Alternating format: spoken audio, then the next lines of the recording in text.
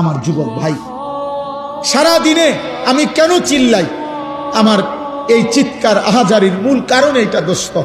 আমি 21 বছর হয় ওয়াজ করি, 21 বছর আলহামদুলিল্লাহ আল্লাহর দয়ায় আমি 21 বছর ধরে যুবকের জন্য বলি নাই, আমি সবার জন্যই বলতাম। আগে বিভিন্ন বিষয় নিয়েই বয়ান করতাম।